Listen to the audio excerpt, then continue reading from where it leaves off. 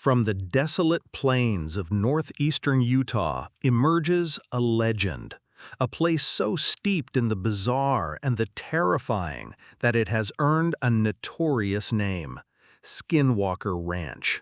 For decades, this remote 512-acre property has been the epicenter of unexplained phenomena, a magnet for researchers, skeptics, and the deeply curious. Tales of UFO sightings, mutilated cattle, cryptid creatures, and poltergeist activity have swirled around its fence lines, making it arguably the most paranormally active location in the world.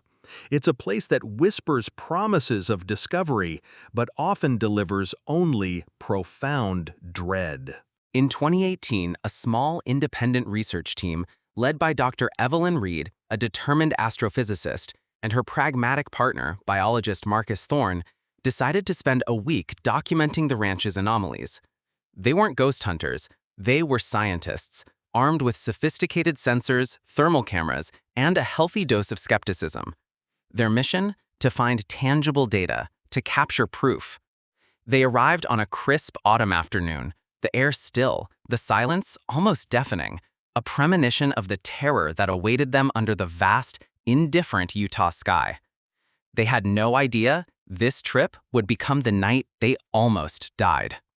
Dr. Reed and Thorne, along with their field assistant, Ben Carter, set up their base camp near the notorious Homestead area, a known hotspot for activity. The first 2 days were uneventful, a frustrating quiet that chipped away at their scientific resolve. They calibrated equipment, scanned the horizon, and meticulously logged every rustle of leaves, every shadow. Ben, a seasoned outdoorsman, began to feel an increasing sense of unease. He reported fleeting sensations of being watched, a prickling on the back of his neck, even when no one else was around. On the third evening, as twilight bled into a starless night, the first tangible anomaly occurred.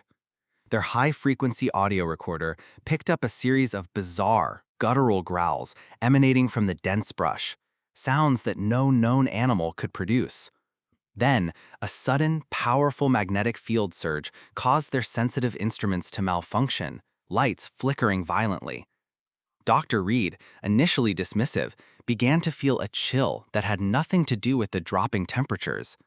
It was the feeling of something ancient, something malevolent, stirring in the darkness, acknowledging their presence. It was just past midnight on their fourth day when the true horror unfolded. A deafening, metallic clang echoed across the valley, followed by a chorus of high-pitched screeches that seemed to pierce through their very bones. Outside their tent, a massive, shadowy figure, taller than any man, moved with impossible speed, its eyes glowing with an infernal red light.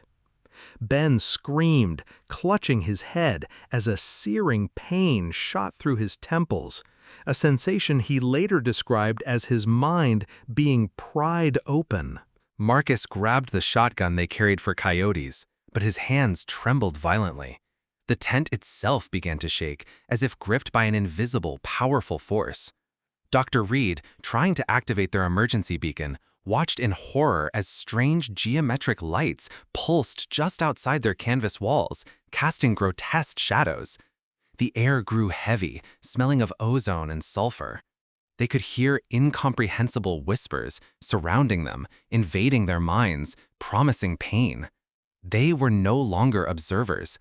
They were prey, trapped in a nightmarish assault from an unseen enemy, desperately trying to survive. As quickly as it began, the assault ceased.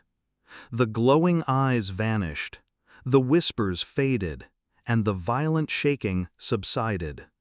Trembling, the team spent the remaining hours until dawn huddled together, wide-eyed and terrified. With the first rays of sunlight, they packed their gear in a frantic scramble, abandoning their scientific mission for sheer survival. They didn't stop driving until they were hundreds of miles away, the haunting images of that night seared into their minds. Their equipment, though mostly intact, yielded no conclusive data, only garbled audio and corrupted video files, as if the very air itself had interfered. The psychological toll was immense. Ben suffered from severe night terrors for months, recounting the mind-ripping sensation. Dr. Reed, the pragmatic scientist, was left questioning everything she knew about the universe. Marcus became withdrawn, his once unshakable calm shattered. Their experience, though extreme, is eerily consistent with countless other testimonies from Skinwalker Ranch. The lack of conventional evidence makes investigation almost impossible. How do you investigate a phenomenon that defies physics, leaves no footprints, and primarily targets the mind? The ranch remains an enigma, a wound in reality. The events experienced by Dr. Reed's team add another chilling chapter to the Skinwalker Ranch saga. They join a long line of individuals, from the original Sherman family to the government-funded NIDS and BASS teams, who have encountered the inexplicable. While traditional law enforcement has no jurisdiction over such phenomena, the crime committed against these researchers was a profound violation of their sense of safety and reality. Their scientific pursuit transformed into a desperate flight for their lives, leaving them with scars invisible to the eye, but deeply etched into their psyches. Is Skinwalker Ranch a portal to another dimension, a hotbed of alien activity, or a geological anomaly that amplifies psychic energy? Theories abound, yet none fully explain the consistent, terrifying occurrences. The land itself seems to resist human understanding, guarding its secrets with a malevolent force. For Dr. Reed, Marcus, and Ben, the night they almost died at Skinwalker Ranch wasn't just a story.